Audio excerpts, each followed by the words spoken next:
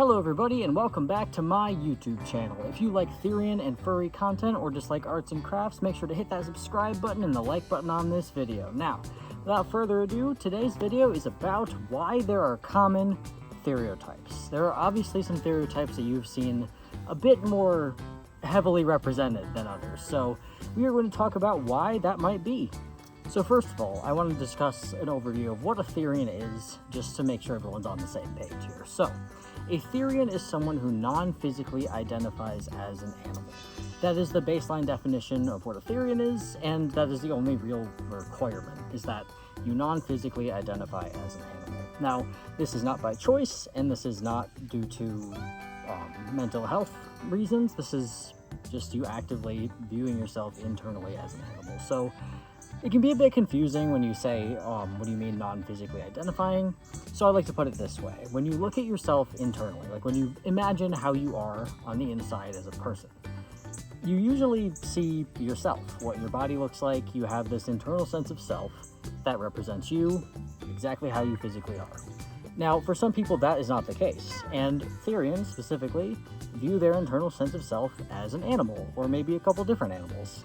Now that we've established what a therian is, let's talk about theriotypes. So, a theriotype is basically the animal that you identify as. It is how you see yourself on the inside, it is that animal. So people can have more than one theriotype, which is to say see themselves as more than one animal, maybe at the same time, maybe at different times. It really depends based on the therian, but theriotype and theriotypes are the terms for what this animal is. So the animal you identify as is your theriotype. So when you look at therians on the internet, you probably see way more theriotypes that are common, like wolves or foxes or house cats.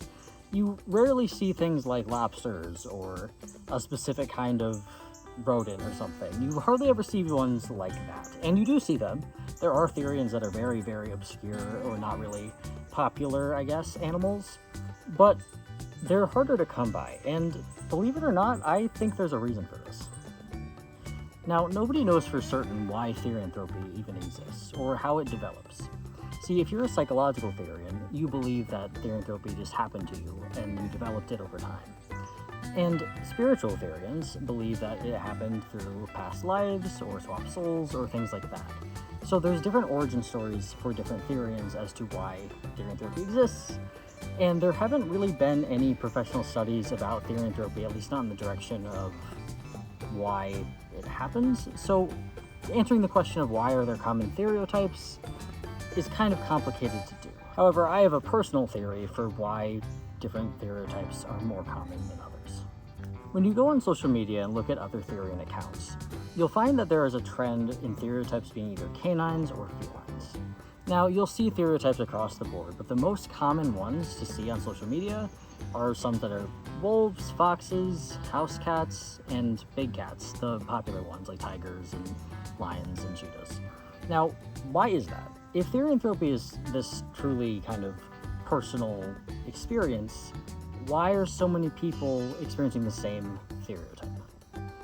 First, I'd like to make it clear that not all therians believe in past lives. It's a very common stereotype from outside of therian circles that therianthropy is the result of people believing that they were a wolf in their past life or a cat in their past life. And though that is true, there are some therians that do experience that, and that is their experience for therian. Not all of us experience that. The reason I bring this up is because there is this common comment that I see a lot, like, if therianthropy is real, then why are there only cat and dog therians? Wouldn't it be any animal? Why don't we see any ant therians? So, just to debunk that, not all therians believe in past lives, and not all therians have past lives. Some do, don't get me wrong, but not all of us do. So that doesn't answer the question. So here's my theory as to why there are more canine and feline therians than any other theriotype. When you think therianthropy, you usually think kids, because kids are the ones who primarily post about it online. But therianthropy can affect people of all ages. Anyone can be a therian. But the thing is, most therians kind of agree that their therianthropy probably developed during childhood. Now, this isn't true for every therian, but most therians develop it when they're pretty young. And when you think about it, you really develop a lot of your core beliefs and values when you are young, between the ages of probably birth and 18. When you are a young person, you're constantly learning things about the world, and what you grow up in and the environment you have around you shapes who you are.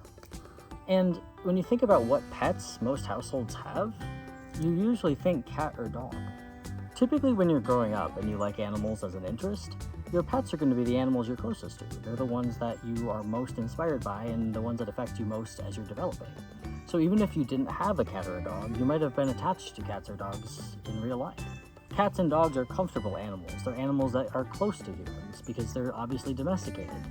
And you actually get to interact with them pretty much on the daily. And what other animals do you get to pet, you know? So chances are your pets, which are cats and dogs, probably developed your therianthropy in that direction. Now, this isn't true for everyone, and obviously this isn't directly the cause of your therianthropy, but your interactions with animals when you're young can really affect who you are as a person and can probably affect your therianthropy. Foxes and wolves, for example, are incredibly common theriotypes. And of course they are, because when you grow up, dogs are really cool. You know what I mean? I mean, you have this animal that's in your house that looks majestic, and the wild versions are these wolves and foxes that just look so free and happy. And I think that could have an effect on how your brain develops your theriotype. And the thing is, this can happen with animals besides cats and dogs. If you are really into insects as a kid, you might end up developing an insect theriotype. I've seen it happen. And the different animals that you see in your daily life don't have to determine your theriotype and don't necessarily directly do that, but they can affect how your brain develops your theriotypes. Because, for example, I've seen people talk about how they grew up with rabbits, and they developed a rabbit theriotype later on in life because they were just close to them. They're animals that they know, and when humans get really close to something, they sometimes make that part of who they are. That's kind of how our personalities and experiences work anyway.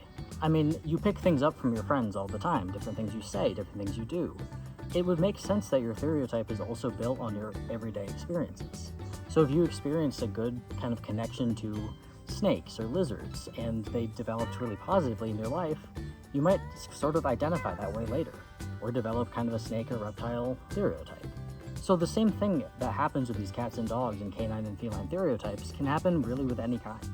Personally, I think my theriotype, which is a wolf, was developed really early on in childhood because I was so attached to dogs and wolves growing up.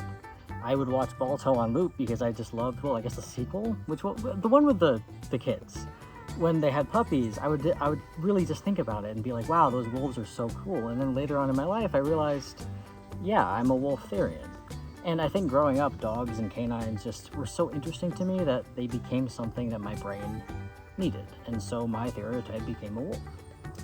Now, regardless of what you believe or how your theriotype developed, everyone's experience in therianthropy is completely their own, and someone's experience may be completely valid, even if it's completely different than yours. So please don't go around telling people that they're not a therian, or that they might be a therian, or that they are. It just confuses people. So everyone's on a different journey with therianthropy, and everyone will find their theriotype at their own pace. But still, common theriotypes do exist, and there's nothing wrong with having a common theriotype, or the fact that they are common. It's just how humans develop. So, if you like this video and want more informational content, craft content, therian and furry content, I post here every single day. So hit that like button and that subscribe button, and I will see you guys next time. What should I talk about next?